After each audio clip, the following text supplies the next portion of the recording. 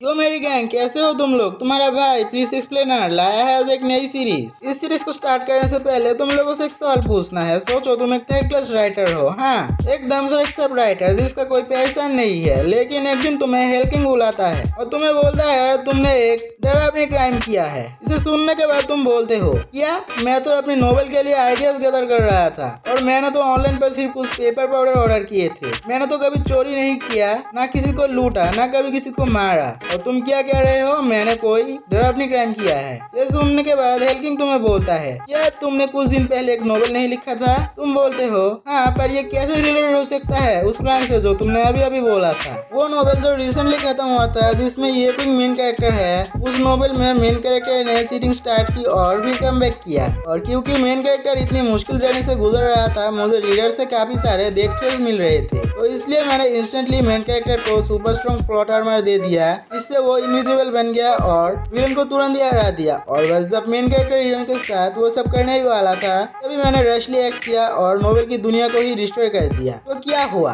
ये सुनने के बाद हेल्किंग रोते हुए बोलता है मैं पूरी 1 साल से इस सीरीज को फॉलो कर रहा था और मैं सोच ही रहा था कि फाइनली वो दोनों लेवल्स बनने वाले हैं, लेकिन तुमने क्या किया, हक दिया इसकी एंडिंग पे। इसे देख के मेरे दिल बस मिलियन पीसेस में टूट गए हैं। ये सुनने के बाद तुम खुश होते हुए बोलते हो वाह तुम भी मेरे नोवेल पढ़ते हो। ये सुनने के बाद हेल्किंग गुस्सा होते हुए बोलता है शट अप, हाँ ये ठीक होता अगर तुम इस नोवेल को कैंसिल कर देते, लेकिन ये कैसा हक दिया है तुमने एंडिंग पे। तुम असल में 90 साल तक जी सकते थे, लेकिन तुमने मुझे गुस्सा दिलाया है और इसलिए मैं अब अपनी रिवेंज लूंगा। ये सुनने के बाद तुम जमीन पे अपने सर को मारते हुए बोलते हो और हाँ ये तुम्हें सोचने की कोई जरूरत नहीं है, क्योंकि तुम बोलते हो प्लीज मैं अभी मरना नहीं चाहता, मैं अभी भी सिंगल हूँ, जो कि तुम हो भी और मैं भी। ये सुनने के बाद हेल्किंग इविली से स्माइल देते हुए बोलता है ठीक है मैं तुम्हें एक वाइफ दूंगा और नोवेल की दुनिया में भेज दूंगा इसे बचाने के लिए, लेकिन अगर तुम इस नोवेल की एंडिंग को चेंज नहीं कर पाए तो मैं ये मेक श्योर करूंगा कि तुम इटर्निटी तक वर्जिन रहोगे। तुम यहाँ तक कि एक लड़की के हाथ को भी नहीं पकड़ पाओगे। और वो तुम्हें भेज देता है इस नोवेल की दुनिया में और तुम्हें उठने के बाद पता चलता है कि तुम इस नोवेल के विलन की बॉडी में हो, जिसका हथियार कटने वाला है कुछ ही दिनों में। अब बताओ अगर ये तुम्हारी लाइफ होती तो तुम क्या करते, कैसे स्ट्रेटेजी बनाते इस दुनिया को बचाने के लिए और अपने आप को भी। तो शुरू करते हैं ये कहानी उस बंदे के साथ जिसके लाइफ में ये सब कुछ होने वाला है। तो कहानी की शुरुआत में एक बंदा जो होता है हमारा मेन कैरेक्टर, वो हमें बोलता है मेरा नाम है लियो मैंग और मैं एक नोवेलिस्ट हूँ, लेकिन मैं अभी एक प्रॉब्लम में हूँ, मैं मर चुका हूँ।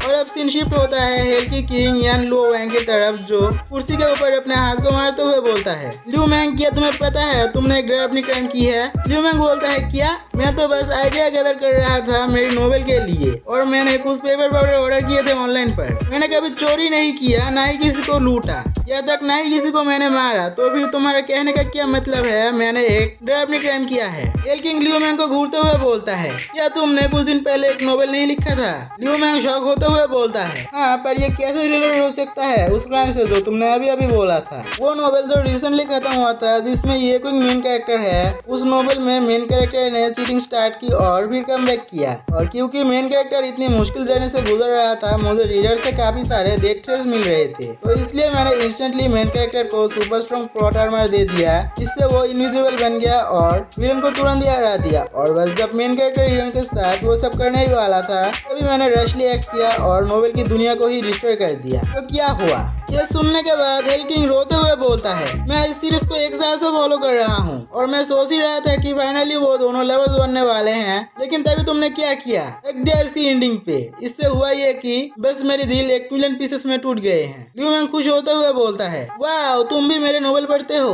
हेल्किंग गुस्सा होते हुए बोलता है शट अप, ये ठीक होती अगर तुम इस नोवेल को कैंसिल कर देते, लेकिन ये किस तरह की टट्टी एंडिंग लिख दी है। तुम असल में 90 साल तक जी सकते थे, लेकिन अब तुमने मुझे गुस्सा दिलाया है, इसलिए मैं अब मेरी रिवेंज लूंगा। ये सुनने के बाद लियो मैंग अपने सर को जमीन पे मारते हुए बोलता है प्लीज मैं अभी भी सिंगल हूँ, मैं अभी मरना नहीं चाहता। ये सुनने के बाद हेल्किंग एक इविल स्माइल देते हुए बोलता है तो भी ठीक है मैं तुम्हें एक वाइफ दूंगा और नोवेल की दुनिया में भेज दूंगा इसे बचाने के लिए, लेकिन अगर इसकी एंडिंग को तुम चेंज नहीं कर पाए तो मैं ये मेक श्योर करूंगा कि तुम इंटरनेट तक वर्जिन रहोगे और यहाँ तक कि तुम एक लड़की के हाथ को भी नहीं छू पाओगे। और लियू मैंग को दो बंदे लेके जाने लगते हैं। लियू मैंग चिल्लाते हुए बोलता है, मैंने कभी भी तुम्हारे जैसे किसी को नहीं देखा, तुम शेमलेस पीस ऑफ टट्टी कहीं के। और अब सीन आता है सेंसुर में, जहाँ वो लोग एक चट्टान के ऊपर खड़े होते हैं और लियू मैंग उन दोनों बंदों को बोलता है, काऊ ब्रदर, हॉर्स ब्रदर, प्लीज मुझे छोड़ दो, मैं अभी भी यंग हूँ और मैं अपनी बाकी जिंदगी एंजॉय करना चाहता हूँ। लेकिन वो दोनों बंदे उसकी बात नहीं सुनते और उसे लात मार के चट्टान से गिरा देते हैं। लेकिन तभी वो बैल जैसे दिखने वाला बंदा बोलता है, ओ तेरी, हम लोग तो उसे मैंगपोटोंग देना ही भूल गए। हाँ, तो मैंगपोटोंग का मतलब मुझे भी अच्छी तरह से पता नहीं है, पर यहाँ पर राइटर ने लिखा है कि मैंगपोटोंग उसे कहते हैं जो हर्ब्स और पॉन्ड वाटर से बनाया गया है, जो डेड सोल्स के लिए प्रिपेयर किया गया है। इसका काम क्या है वो तो राइटर ने नहीं बताया, पर इसका जरूर कोई ना कोई काम होगा। अब सीन सीधा आकर रुकता है नालन सिटी पे, मतलब नोवेल की दुनिया में, जहाँ एक बंदा जमीन पे लेटा होता है और उसे देख के वहाँ पर जितने भी बंदे लोग होते हैं वो बोलते हैं, या ये बंदा कौन है जो जमीन पर लेटा हुआ है। तभी वो बंदा उठने लगता है और हम लोगों को पता चलता है ये बंदा और कोई नहीं, हमारा लियू मैंग है। वो बोलता है, ये हैंडसम बंदा कौन है, उसकी स्किन तो बहुत स्मूथ है और वो बहुत यंग भी लग रहा है। तभी लियू मैंग दो लोगों की बात सुनता है। उनमें से वो लड़की बोलती है, क्या ये बंदा फेमस नैनलो फैमिली का क्यूट मैन लियू गाओ नहीं है। दूसरा आदमी बोलता है, सुबह सुबह ये बंदा जमीन पे पड़ा हुआ है, क्या ये फिर से कोई कांड करने वाला है। वो लड़की बोलती है, अगर उसकी वाइफ कैसल की गवर्नर ना होती तो ये कब पे मर चुका होता। ये सुनने के बाद लियू मैंग एक टोकन को देखते हुए बोलता है, क्यूट मैन लियू गाओ, ये देखने से ऐसा लग रहा है कि मैं अपने ही नोवेल में रिकार्नेट हो चुका हूँ। और वो अपने सर को पकड़ते हुए चिल्लाते हुए बोलता है, मैं लियू गाओ हूँ, अब मुझे समझ आया कि मेरी स्किन इतना स्मूथ क्यों है। मैं एक विलन हूँ जो सिर्फ जानता है कैसे अपने से कमजोर बंदों को बुली करते हैं। और ना सिर्फ मैंने मेन कैरेक्टर की लव इंटरेस्ट को इंसल्ट किया, बल्कि मेन कैरेक्टर ने मुझे मार दिया और ऊपर से मेरी हथियार को भी काट दिया। और लियू मैंग अपने हथियार को देखते हुए बोलता है, थैंक गॉड, मेरी हथियार अभी भी मेरे साथ है। और वो अपनी सर को एक खंबे पे मारते हुए बोलता है, मैं क्यों रिबॉर्न हुआ हूँ एक विलेन के बॉडी पे। और वहाँ से एक बंदा जाते हुए बोलता है, इस बंदे के साथ क्या प्रॉब्लम है। इधर लियू मैंग सदमे में एक कोने पे जाके बैठ जाता है और अपने मन में बोलता है, ये दुनिया खत्म होने वाली है, कोई नहीं जिंदा बचेगा। तभी वो सीरियस होते हुए बोलता है, लेकिन क्योंकि मैं ही हूँ वो जिसने ये स्टोरी लिखा है, ट्रेजर्स और कब कहाँ क्या होने वाला है मुझे सब कुछ पता है। और वो खुश होते हुए बोलता है, मैं ही हूँ इस दुनिया का क्रिएटर। तभी उसके सर पे एक डब्बा आके गिरता है और वो अपने सर को पकड़ के इधर उधर देखते हुए बोलता है, ये किसने किया, क्या मैं दिन में सपना देख रहा हूँ। और वो उस डब्बे को देखने लगता है, स्पीडी वन डिलीवरी, ये लियू मैंग के लिए है। लियू मैंग बोलता है, क्या ये मेरे लिए है। और वो उस डब्बे के अंदर से एक पेपर पाउडर को हाथ में लेकर बोलता है, क्या ये वही पेपर पाउडर नहीं है जो मैंने ऑर्डर किया था। ये क्या, एक लेटर, देखते हैं इस लेटर में क्या लिखा है। मैं तुम्हें एक और चांस दे रहा हूँ, ये लो मेरी तरफ से तुम्हारे लिए एक गिफ्ट। अली मामा, तुम जितना मर्सीफुल मुझे समझते हो मैं उससे भी ज्यादा मर्सीफुल हूँ। ये पढ़ने के बाद लियू मैंग बोलता है, अली मामा ये क्या चीज है भाई, ये खाते हैं या लगाते हैं। तब एक पैनल ओपन होता है, अली मामा ऑनलाइन शॉपिंग प्लेटफॉर्म एक्टिवेटेड, तुम जो चाहो वो पिक कर सकते हो और वो हम तुम्हें इंस्टेंटली डिलीवर कर देंगे। लियू मैंग बोलता है, क्या ये वही अर्बन लेजेंड है जिसके बारे में लोग बात करते हैं, गोल्डन फिंगर्स। और इसी के साथ हमारा ये वाला चैप्टर खत्म हो जाता है। तो ये वाला चैप्टर शुरू होता है वही से जहाँ से पिछला चैप्टर खत्म हुआ था। तो इस चैप्टर की शुरुआत में लियू मैंग बोलता है, मेन कैरेक्टर ने एक ऑनलाइन शॉपिंग प्लेटफॉर्म यूज किया और वो उसके थ्रू अपनी लाइफ की पीक तक पहुंच गया। बस फर्क सिर्फ इतना है कि उसने अलीबाबा सिस्टम यूज किया जहाँ सिर्फ रैंडमली चीजें मिलती हैं, जबकि अलीबाबा सिस्टम से मैं जो चाहूँ वो खरीद सकता हूँ। और वो खुश होते हुए बोलता है, ये दुनिया 10 साल में खत्म होने वाली है, तो इस वजह से हमारी फेट बदलना मुश्किल है। लेकिन किस्मत से मेरे पास अलीबाबा सिस्टम है और मेरी इंटेलिजेंस से लगता तो नहीं ये कोई बड़ी बात होने वाली है। लेकिन तभी उसकी एक्सप्रेशन बदल जाती है उसकी बैलेंस देख के, क्योंकि उसका बैलेंस होता है 0। और वो बोलता है, ये यान लो कितना कंजूस है साला, उसे तो कम से कम मुझे कुछ पैसे देने चाहिए थे। तभी पीछे से एक घोड़े की दौड़ने की आवाज आती है। लियू मैंग बोलता है, रुको जरा, मुझे एक बुरी फीलिंग्स आ रही है, लगता है मेरे पीछे कोई है। और अब सीन आता है एक लड़की पे जो होता है अपनी बंदी, मतलब हमारी लियू मैंग की। अरे नहीं, ये तो लियू गाओ की बंदी है। हाँ, तो वो बोलती है, मेरी प्यारी हस्बैंड, तुम क्या फिर से भागने की कोशिश कर रहे हो। अरे मैडम, किस चीज से भागने की बात कर रहे हैं, तुम लोग समझ रहे हो। हाँ, तो इस मैडम को देखे हमारी थर्ड की सिंगल लौंडा मतलब लियू मैंग शर्माते हुए बोलता है, वो तो ये है मेरी बंदी नालन मैंग, वो तो बहुत कूल और गॉर्जियस है। अरे भाई, दूसरों की बंदी पे नजर मत डाल, मुझे देख जरा, क्या मैं दूसरों की बंदी पे नजर डालता हूँ। हाँ, वो अलग बात है कि इस मैडम को देख के मेरे भी मुंह पे पानी आ गया है। सच बताओ, मैं थोड़ा तड़की हूँ, लेकिन इसके अलावा मैं वैसे एक अच्छा संस्कारी लौंडा हूँ, समझे। हाँ, तो वो मैडम मतलब नालन मैंग बोलती है, अजीज सुन रहे हो, हम लोग अब घर जा रहे हैं। ये सुनने के बाद हमारा लियू मैंग मतलब लियू गाओ चौंक जाता है और वो अपने सर खुजाते हुए बोलता है, अरे नहीं, मैं तो भागने की कोशिश नहीं कर रहा था। तभी वो मैडम मतलब नालन मैंग गुस्से से बोलती है, जल्दी से मेरे घोड़े के ऊपर आ जाओ। अरे मैडम आपके भी घोड़ा है, मुझे तो पता नहीं था।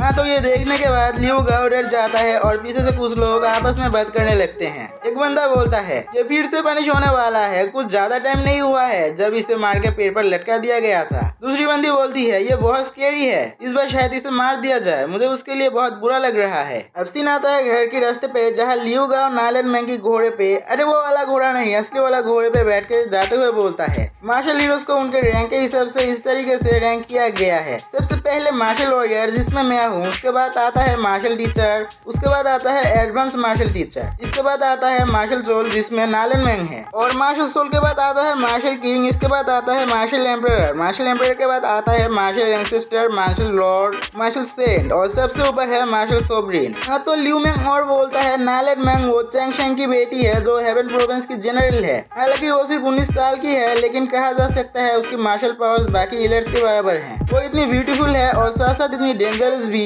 ऐसी कोई तुम्हें इजीली नहीं मिलती। और दूसरी तरफ उसके हस्बैंड, मैं नहीं लियू गाओ, वो फेमस स्ट्रिपमैन। अरे भाई अभी तो तुम ही लियू गाओ हो, है ना? अरे एक ही तो बात है। हाँ, तो उसके हस्बैंड यानी मैं द फेमस स्ट्रिपमैन, मैं अटक चुका हूँ मार्शल वॉरियर पे और कई सालों से कोई प्रोग्रेस नहीं हो रहा है। अभी लियू मैंग चौंकते हुए बोलता है, रुको जरा, ये कैसा खुशबू है? ये तो रोज की खुशबू लग रही है, ये खुशबू तो उससे आ रही है। ये मेरी पहली बार है कि मैं किसी लड़की के इतनी पास बैठा हूँ। और अब हमारा तर्क लौंडा ये बोलते बोलते उसकी कमर की तरफ अपने हाथ बढ़ाने लगता है। फिर तभी हमारी मैडम जी मतलब नालन मैंग बोलती है, अगर तुमने मुझ पर उंगली उठाने की कोशिश भी की तो मैं तुम्हारी उंगली एक एक करके काट डालूंगी। ये सुन के हमारा लियू गाओ चौंकते हुए मन में बोलता है, शिट, ये कितनी खड़ूस है, उससे अपनी उंगली अभी भी बहुत प्यारी है। अब सीन आता है नालन सिटी पैलेस पे जहाँ वो लोग पैलेस पे घुस रहे होते हैं और नालन मैंग पैलेस पे घुसते हुए बोलती है, मुझे श्राइन तक फॉलो करते रहो। लियू गाओ इधर उधर घूमते हुए बोलता है, हाँ मैं आ रहा हूँ, तुम चलते रहो। और उसे देखते हुए पीछे से एक लड़की बोलती है, देखो जरा, वो क्या वही फेमस स्ट्रिपमैन नहीं है? दूसरी लड़की बोलती है, वो तो फिर से पनिश्ड होने के लिए जा रहा है। अब सीन आता है श्राइन के अंदर जहाँ नालन मैंग हाथ पे अगरबत्ती लेके बैठ जाती है और लियू गाओ को बोलती है,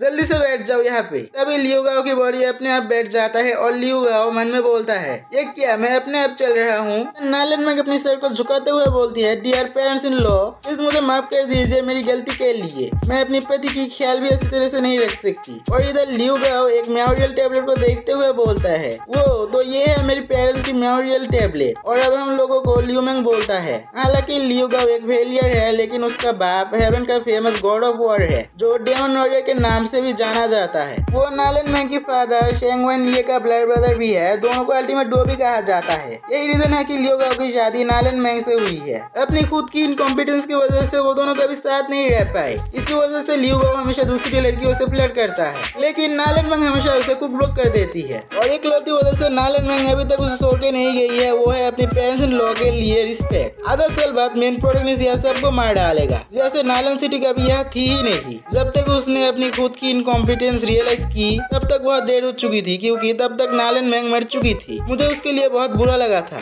पर अगर हम लोग अब से ही अपनी सिटी को डेवलप करना शुरू करें तो फिर हम लोग फाइट बैक कर सकते हैं। मुझे एलिमा सिस्टम को यूज करना पड़ेगा एक सॉल्यूशन के लिए, लेकिन इस सिटी का करेंसी क्या यूज होगा एलिमा में, मुझे ट्राई करके देखना चाहिए। वो ये सब अपने मन में बोल ही रहा होता है, तभी नालन मैंग उसकी तरफ देखते हुए बोलती है, मुझे जरा ये तो बताओ तुम फिर से क्यों भागे थे? क्या लड़की से फ्लर्ट करने के लिए या फिर गैम्बल करने के लिए? लियू मैंग सीरियस लुक देते हुए बोलता है, अगर ऐसी बात है तो मुझे लगता है कि हम शायद सिटी को बचा पाएंगे। और ये सुनने के बाद नालन मैंग चौंक जाती है। लियू मैंग और बोलता है, अगर तुम मुझे 100 सिल्वर्स दोगी। ये सुनते ही नालन मैंग उसे डेविल जैसा लुक देते हुए घूमने लगती है। और इसी के साथ हमारा ये वाला चैप्टर खत्म हो जाता है। तो अगला चैप्टर भी यही पर एक्सप्लेन कर देता हूँ, क्योंकि तुम्हारे भाई का दिल सबसे बड़ा है। तो ये वाला चैप्टर वही से शुरू होता है जहाँ से पिछला चैप्टर खत्म हुआ था। तो इस चैप्टर की शुरुआत में नालन मैंग बोलती है, क्या तुम फिर से गैम्बल करने वाले हो? लियू मैंग बोलता है, नहीं, मैं इससे एक बिजनेस शुरू करने वाला हूँ। नालन सिटी हेवन के बॉर्डर के बहुत पास है, लेकिन कैपिटल का सिर्फ एक ही रास्ता है, वो है ये,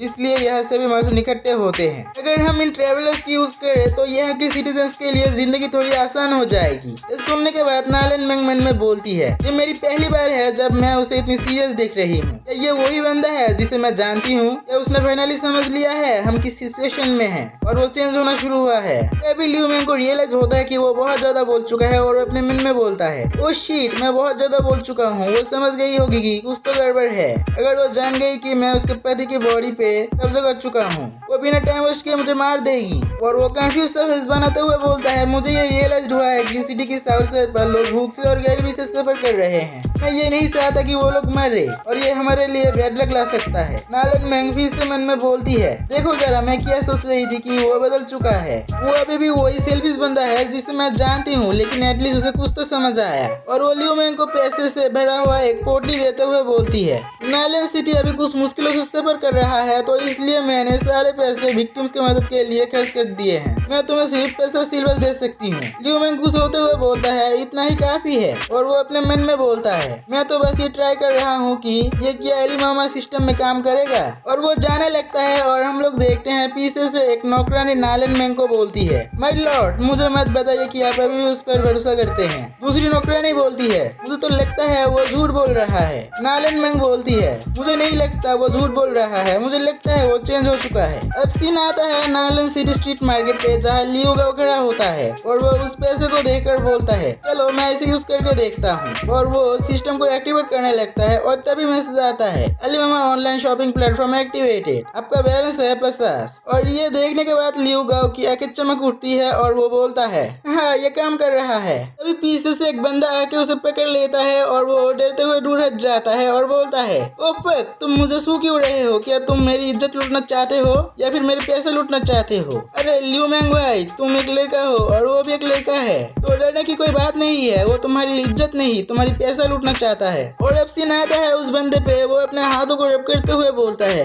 कि ये एक मिसअंडरस्टैंडिंग है मेरे यंग मैन। अरे भाई अब तो मुझे भी डर निकले लगा है इस बंदे को देखकर, कहीं ये स्क्रीन से बाहर आके मेरी इज्जत ना लूट ले। हाँ तो वो बंदा और बोलता है, मैंने नोटिस किया है यह वेस्टर्न से पेपर पाउडर की खुशबू आ रही है, मैं बस उसे चेक करना चाहता हूँ। लियो मैंग खुश होते हुए बोलता है, ये देखने से ऐसा लग रहा है वो पेपर पाउडर में इंटरेस्टेड है। और वो उस मर्चेंट की नाक के सामने पेपर पाउडर को सिलकते हुए बोलता है, ऑफ कोर्स यही तो है, मैंने इसे लेने के लिए काफी एफर्ट लगाई है। और वो बंदा इस पेपर पाउडर की स्मेल लेते हुए बोलता है, हाँ यही तो वो स्मेल है। और वो लियो मैंग को बोलता है, क्या तुम मुझे ये सेल करना चाहोगे? मैं तुम्हें 50 सिल्वर्स दूंगा। लियो मैंग चौंकते हुए मन में बोलता है, 50 सिल्वर? वो बंदा मन में बोलता है, लगता है ये काफी नहीं है। और वो चिल्लाते हुए बोलता है, 100? नहीं नहीं ये काफी नहीं है, मैं तुम्हें 150, नहीं नहीं ये भी काफी नहीं है, मैं तुम्हें 200 दूंगा। अब बस मैं इससे तुम्हें ज्यादा नहीं दे सकता। अरे भाई ये बंदा पागल वागल है क्या? अपने आप सब कुछ सोच रहा है। सोचना दो, इससे फायदा तो हमारा लियो मैंग का ही हो रहा है। इस बंदे को देखकर लियो मैंग सोच रहा होगा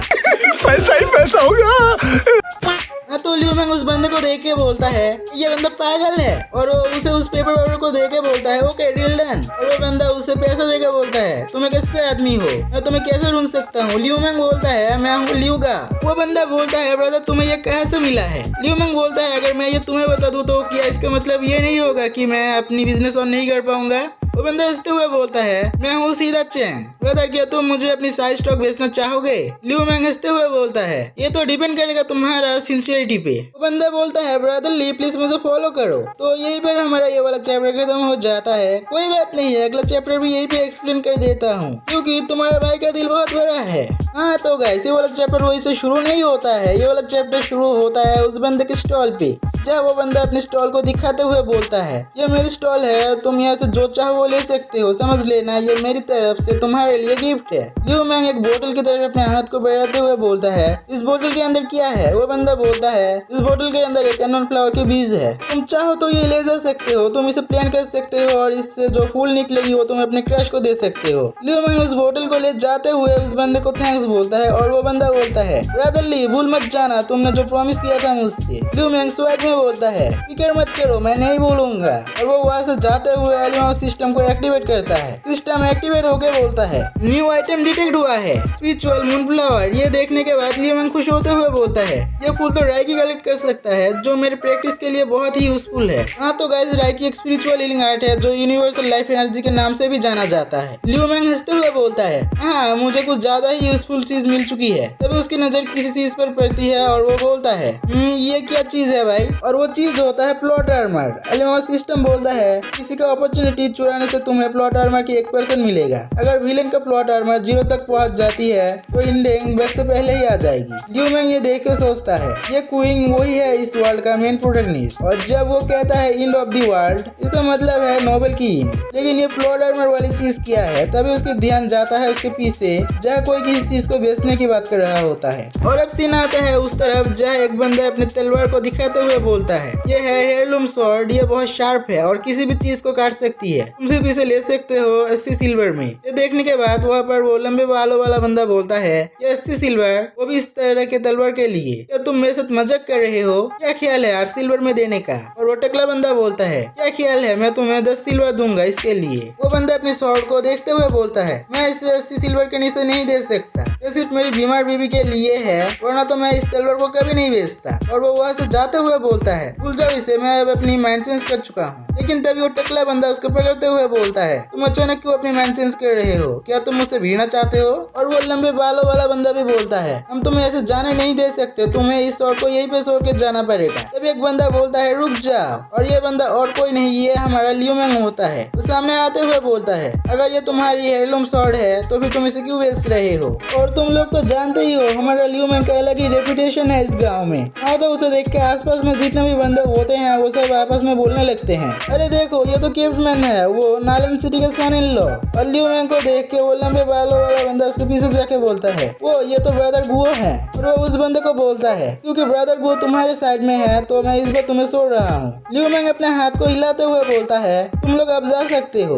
और वो पैसे से भरा हुआ एक पोटली उस बंदे की तरफ फेंकते हुए बोलता है मैं समझ सकता हूँ तुम किस सिचुएशन में हो, तुम बस ये स्वॉर्ड अपने पास रख लो। और वो बंदा उस पोटली को पकड़ते हुए कंफ्यूज होता है, पर तभी लियू मैंग और बोलता है ये लो 100 सिल्वर, तुम्हें इसकी जरूरत है। और ये देखकर उस बंदे के साथ साथ लंबे बालों वाला बंदा और वो टकला बंदा भी चौंक जाता है। और वो बंदा लियू मैंग के सामने घुटने टेकते हुए बोलता है मैं हूँ युवान फैन, आप मेरे लिए एक लाइफ सेवर हो, मैं इस दिन को मरने तक याद रखूंगा और मैं कोशिश करूंगा कि आपकी इस एहसान को एक दिन अच्छी तरह से चुका पाऊं। और लियू का उसको उठाते हुए बोलता है ये कोई बड़ी बात नहीं है। अभी पीछे से वो टकला बंदा बोलता है ब्रदर गुओ क्या आपको नहीं लगता है वो एक स्कैमर है? लियू का हंसते हुए बोलता है हाँ ये वर्थ इट है अगर मैं तुम्हारी ट्रू कलर सिर्फ 100 सिल्वर यूज करके देख सकूं। और वो एक सीरियस सा लुक देते हुए बोलता है तुम लोग अभी भी यहाँ पर क्या कर रहे हो, क्या मैंने नहीं बोला था सब लोगों को यहाँ से जाने के लिए? और वो दोनों बंदे वहाँ से जाने लगते हैं। जाते हो वो टकला बंदा बोलता है हाँ सिर्फ इसलिए कि उसकी वाइफ गवर्नर है, वो इतना एरोगेंट बिहेव कर रहा है। और वो लंबे बालों वाला बंदा बोलता है सोचो एक रैंडम बंदे को 100 सिल्वर दे दिया, ये कितना स्टूपिड है। ये सुनने के बाद लियू मैंग बोलता है रैंडम बंदा उनके सामने खड़ा है, वो दुनिया का ग्रेटेस्ट डीप है, किंग ऑफ डीप। तो गाइस ये वाला चैप्टर भी यहीं पर खत्म हो जाता है। तो इस चैप्टर के शुरुआत में हम लोग देखते हैं योन फैन जाने लगता है अपनी बीमार बीवी के पास और लियू मैंग पीछे से उसको बोलता है वन व्यू का मतलब होता है सेफ जर्नी या फिर रास्ते से जाना। हाँ तो लियू मैंग उसे जाते देखते हुए बोलता है किंग ऑफ डीप, ये वो बंदा है जिसे मेन प्रोटैगनिस्ट को सेव करना चाहिए था। और बाद में दोनों उससे फ्रेंड बन जाते, लेकिन इस बार पहली मुलाकात मेरे साथ हुई है। और वो मुंह से सीटी बजाते हुए बोलता है ना सिर्फ मैंने 100 सिल्वर कमाए बल्कि किंग ऑफ डीप से भी मिला और एक ट्रेजर भी मिल गया, बहुत अच्छा लग रहा है, चलो पैलेस वापस चलते हैं। और अब सीन आता है पैलेस पे जहाँ वो घुसते हुए बोलता है मैं वापस आ चुका हूँ। और अब सीन आता है पैलेस के अंदर जहाँ हम लोग देखते हैं नालन मैंग ट्रेनिंग कर रही होती है और वो लियू मैंग को देखते ही बोलती है क्या हार चुके हो तुम अपने सारे पैसे? लियू मैंग अपनी जेब के अंदर हाथ डालते हुए बोलता है ना, हारने के बजाय ये लो 100 सिल्वर और एक्स्ट्रा 50 सिल्वर तुम्हारे लिए। नालन मैंग पैसे हाथ में लेते हुए बोलती है तुमने इतने सारे पैसे कैसे कमाए, वो भी इतने कम वक्त में? लियू मैंग हंसते हुए हम लोगों को बोलता है मेरे पास अभी भी एक्स्ट्रा 50 सिल्वर्स हैं। तभी पीछे से एक बंदा हंसते हुए बोलता है तुम जानते नहीं क्या उसे, वो शायद ये पैसे गैम्बल में जीता होगा। और उस बंदे को देख के लियू मैंग बोलता है लियू टॉन्ग, वो लियू गाओ यानी मेरी बाप की एडॉप्टेड सन है, वो ऑलरेडी मार्शल ऑफिसर लेवल पे है, वो नालन मैंग के अंडर काम करता है और वो उस पर क्रश भी रखता है और लियू गाओ को हटाने का कोशिश भी कर रहा है। वो भेड़ के कपड़े पहने हुए एक भेड़िया है। नालन मैंग के मरने का एक रीजन वो भी है। उसे देख के नालन मैंग बोलती है लियू मैंग क्या तुम इस पैसे को गैम्बल में जीते हो? लियू मैंग बोलता है मैं क्यों गैम्बल खेलूं जब वो मैं पक्का हार जाऊंगा, मैंने इसे ट्रेडिंग के जरिए कमाया है। अगर तुम्हें मुझ पर विश्वास नहीं है तो तुम उन लोगों से पूछ सकती हो। ये सुनकर लियू टोंग हंसते हुए बोलता है, वो तो ऐसी बात है। पर तभी नालन मैंग लियू मैंग को उसके पैसे वापस देते हुए बोलती है, नहीं इसकी कोई जरूरत नहीं है, मैं तुम पर भरोसा करती हूँ। मैं सिर्फ अपनी पैसे सिल्वर ले रही हूँ, बाकी सब तुम्हारे हैं। मैं सोने जा रही हूँ, चलो हम लोग अपने बेडरूम पर चलते हैं। समझ रहे हो अब क्या होने वाला है? देख तो कैसे सर मारा। और इधर लियू मैंग लियू टोंग को चिढ़ाते हुए बोलता है, ठीक है बेबी तुम जाओ, मैं आ रहा हूँ। ये देखकर लियू टोंग गुस्से से आग बबूला हो जाता है और वो मन में बोलता है, लियू गाओ तुम लकी हो, मैं डेफिनेटली नालन मैंग की भरोसा तुम पे तुड़वाऊंगा। बस इंतजार करो, मैं डेफिनेटली उसे अपना बनाऊंगा। अब सीन आता है रात में उनकी बेडरूम पर, जिस सीन के लिए तुम लोग इंतजार कर रहे थे। पर सॉरी मेरे भाई, यही पर तो है असली ट्विस्ट। क्या ट्विस्ट है जरा ये तो सुनो लियू मैंग क्या बोल रहा है। वो दोनों काफी टाइम से मैरिड है, लेकिन अभी भी अलग अलग सोते हैं। क्यों भाई टूट गई तुम्हारा दिल? मेरी भी दिल टूट गई थी जब मैंने ये सुना था। उस वक्त मैं पूरी 1 मिलीसेकंड के लिए सदमे में था। हाँ तो वो और बोलता है, लियू गाओ हमेशा अपने फेस पर लात खाता है जब वो उसके पास सोने की कोशिश करता है। और लियू मैंग अपने मन में बोलता है, क्योंकि वो मुझे एक्सेप्ट नहीं करेगी तो मुझे शायद। और वो नालन मैंग को बोलता है, मैं गेस्ट रूम पे जा रहा हूँ सोने के लिए। ये सुन के नालन मैंग चौंक जाती है और अपने मन में बोलती है, वो गेस्ट रूम पे सोने जा रहा है, क्या मैं उसके साथ थोड़ा ज्यादा हंसती। अब सीन आता है गेस्ट रूम पे, जहाँ लियू मैंग बेड के ऊपर बैठे हुए बोलता है, अपने आप को उसके सामने एम्बेरस करने के बजाय मैं शायद फ्यूचर के लिए कुछ यूजफुल ढूंढने की कोशिश करूँ। ली गुआंग ये यानी मेरा बाप, famous heavens god of war, उसके पास दुनिया का सबसे सेक्रेटिव टेक्निक में से एक था, sourcing sun date is reflection. ये टेक्निक तुम्हारी बॉडी में क्यूई को बूस्ट कर सकता है। और लियू मैंग इधर उधर देखते हुए बोलता है, नोबेल के हिसाब से तो वो बुक यही क्या ही होना चाहिए। और तभी उसकी नजर पड़ता है एक पेंटिंग पे, और इसी के साथ हमारा ये वाला चैप्टर खत्म हो जाता है। कोई बात नहीं, अगला चैप्टर भी यही पर एक्सप्लेन कर देता हूँ। हाँ तो ये वाला चैप्टर वही से शुरू होता है जैसे पिछला चैप्टर खत्म हुआ था। तो इस चैप्टर के शुरुआत में लियू मैंग स्क्रोल के ऊपर से वो पेंटिंग हटा देता है और वो बोलता है, तो ये सर्च में यहाँ पर है searching sun date is reflection. और वो उसे बाहर निकल के हंसते हुए बोलता है, मार्शल आर्ट ट्रेनिंग टेक्निक्स और वेपन को उनके ग्रेड के हिसाब से रैंक किया जाता है। पहले आता है यूजेबल ग्रेड, उसके ऊपर है प्रीमियम ग्रेड, उसके बाद आता है परफेक्ट ग्रेड और सबसे ऊपर है secret grade. Searching sun date is reflection को परफेक्ट ग्रेड माना जाता है। इसमें नालन सिटी की सबसे precious martial art training techniques है। और वो अपनी खिड़की से स्पिरिचुअल मून फ्लावर की विज को बाहर फेंकते हुए बोलता है, स्पिरिचुअल मून फ्लावर को ग्रो होने के लिए मूनरेक चाहिए होता है। ये दूसरों के मुकाबले में थोड़ा अलग है क्योंकि ये इंस्टेंटली बड़ा हो जाता है। ये फूल आसपास में जितने भी रैकी होते हैं उन सबको इकट्ठा करता है। ये मेरे प्रैक्टिस के लिए यूजफुल है। मुझे लगता है मुझे प्रैक्टिस अब स्टार्ट कर देना चाहिए। और वो प्रैक्टिस करने बैठ जाता है। वो बोलता है, मैं रैकी को फील कर सकता हूँ जो भी मेरे आसपास है, दो मुझे और दो इसे मुझे दो। अरे भाई ये सुनने से कुछ गलत नहीं लग रहा है। अब सीन आता है नालन मैंग की तरफ, जो खिड़की से चाँद को देखते हुए बोलती है, क्या मैं उससे कुछ ज्यादा ही रूड थी? मास्टर मैं क्या गलती कर रही हूँ? और अब सीन आता है सीधा अगले दिन, जहाँ लियू मैंग चौंकते हुए बोलता है, क्या मैं तो सिर्फ 1 दिन से प्रैक्टिस कर रहा हूँ और इतने में मैं मार्शल टीचर पे पहुँच गया। हर एक लेवल के बीच बहुत ज्यादा गैप होता है। मुझे ये मत बताना कि मैं एक जीनियस हूँ। पर तभी उसकी ध्यान किसी चीज पे पड़ता है और वो बोलता है, रुको जरा यह कुछ तो गड़बड़ है। और वो चिल्लाते हुए बोलता है, शिट वैसा ही एक्सपेक्ट था सर्चिंग सन डेट रिफ्लेक्शन से।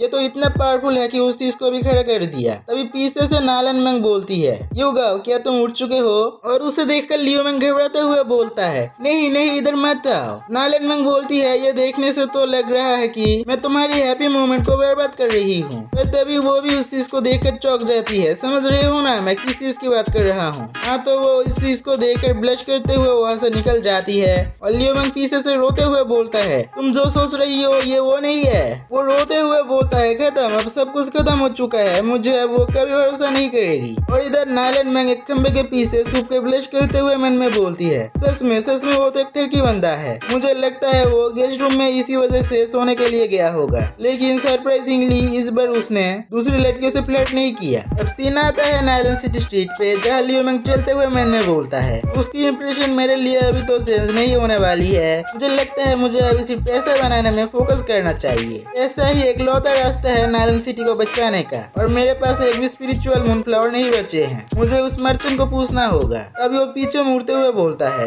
यह कुछ तो गलत है, सब कुछ इतना शांत क्यों है? एक शार्प क्रिटिकल थिंकर के तौर पे यह कुछ तो बिल्कुल ठीक नहीं लग रहा। तभी लियू मैंग के साथ साथ हम लोग भी घोड़े की दौड़ने की आवाज सुनते हैं। अब सीन शिफ्ट होता है उस तरफ जिस तरफ से ये आवाज आ रही होती है। वहाँ पर कुछ बैंडिट्स लियू मैंग के तरफ तलवार रखते हुए बोलते हैं, लियू गाओ, किसी ने तुम्हारी जिंदगी खरीदी है, अब मरो। लियू मैंग शांत खड़ा होकर बोलता है, किसने खरीदी है और कितने में खरीदी है, मैं तुम्हें उससे दुगना दूंगा। उन बैंडिट्स का लीडर बोलता है, आई एम सॉरी बट तुम इसे अफोर्ड नहीं कर पाओगे, और वो दूसरे बैंडिट्स को ऑर्डर दे देता है लियू मैंग को मारने के लिए। लियू मैंग बोलता है, मुझे काम रखने की गलती मत करना, तो फिर मैं इस अपॉर्चुनिटी को टेस्ट करूंगा कि मैं कितना इम्प्रूव कर चुका हूँ। और वो उन बैंडिट्स में से एक बैंडिट को अपनी सर्चिंग सन डेटिसन रिफ्लेक्शन टेक्निक यूज करके एक मुक्का मार देता है और वो बैंडिट सीधा हवा में उड़ जाता है। और ये देखकर उनके लीडर देते हुए बोलता है, क्या वो मार्शल वॉरियर पे नहीं है, तो फिर वो मार्शल टीचर की टेक्निक कैसे यूज कर रहा है। और इधर लियू मैंग अपने हाथ को देख के हंसते हुए बोलता है, सर्चिंग सन डेटिस के साथ एक नॉर्मल मुक्का भी बहुत ज्यादा पावरफुल हो जाता है। और वो उन बैंडिट्स को प्रोवोक करते हुए बोलता है, मुझे बताओ इसके पीछे किस बंदे का हाथ है और मैं तुम लोगों को छोड़ दूंगा। तभी उन बैंडिट्स के लीडर बोलता है, तो मार्शल टीचर पे है तो क्या हुआ है, वो अकेला है, चलो उसे मिल के मारते हैं। और ये सुनकर लियू मैंग डरते हुए बोलते हैं, वो लोग तो मुझसे डर नहीं रहे हैं, वो लोग तो बहुत सारे हैं, मुझे उन्हें हल्के में नहीं लेना चाहिए था, मुझे यहाँ से निकलने के लिए कुछ तो करना ही पड़ेगा। और इसी के साथ हमारा ये वाला चैप्टर खत्म हो जाता है और वीडियो भी। तो मिलते हैं अगले वीडियो में, तब तक के लिए बाय बाय। और हाँ, जाने से पहले लाइक और सब्सक्राइब करना मत भूलना, क्योंकि ये मेरी नई चैनल है, तुम लोग सपोर्ट करोगे तो ही तो मैं ग्रो करूंगा।